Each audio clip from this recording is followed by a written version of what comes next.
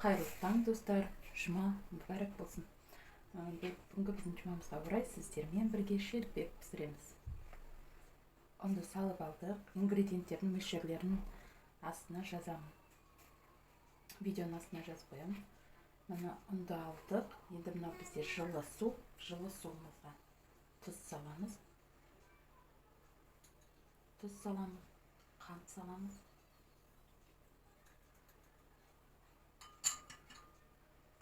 Мына бізде соданы ұнға қосамыз. Бір шымшым сода ұнға қосамыз. Тұзды мында жарты қасық салдым. Жарты қасық чайный ложкамен салдым. 3 чайный ложка қант салдым. Енді қазір араластырамыз.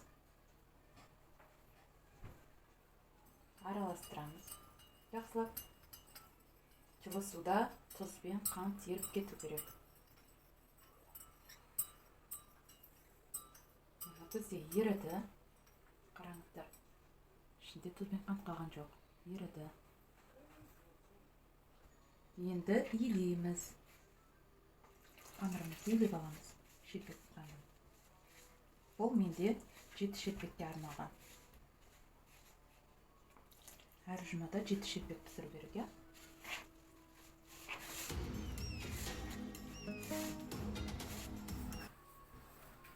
Біз қамырымызды илеп алдық. 7 шелпекке ғана арналған. Қараңыздар, су артық қалды. Бұл ештеңе етпейді. Бұны төге береміз. Өйткені судың мөлшері емес, бізге ұнның және 7 шелпек көз мөлшерде аламыз. Өзіміз 7 шелпекке ұнды.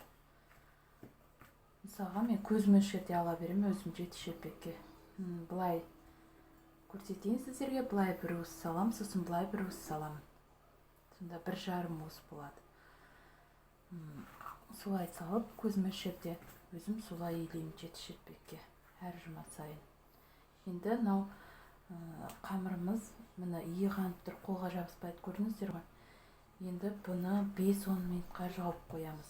Бірін-біріне, ішіндегі ингредиенттер бірін-біріне сіңу керек, иә? Қамырымыз 5-10 минут тұрды, қолға жабыспайды, көрдіңіздер ғой, иә?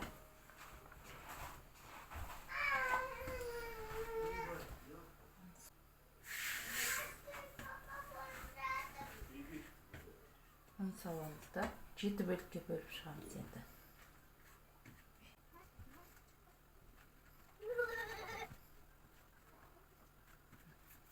7 бөлікке бөлдім. Әр қайсысын осылай думалап қоямыз. Жайған кезде ұнға мұрып алдырмыз. Қазір жайып тағыстым. Пісірген жайған кезде жұқалап жаямыз. Жұқа қылдырып жаямыз. Содан кейін пісірген кезде тез екі жағын қызып тұрып, қатты қызып тұрған майда тез екі жағын салып аламыз да, тез майдан ала қоямыз.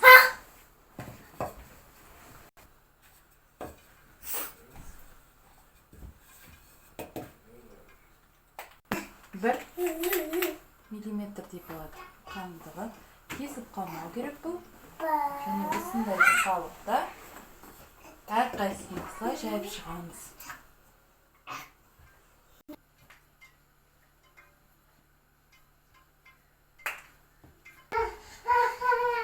Мына 7 шелпекте осылай жайып алдым. Қазір енді қызып тұрған майға тез екі жағында салып пісіре қоямын.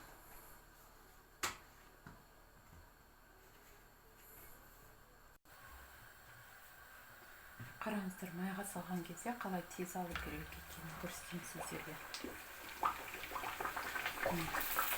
Қайнайды кәдімгідей. Басынан естіп, үстінен түртіп отырамыз. Қайнайды, ар жағын уже тез ауыстыра қоямыз.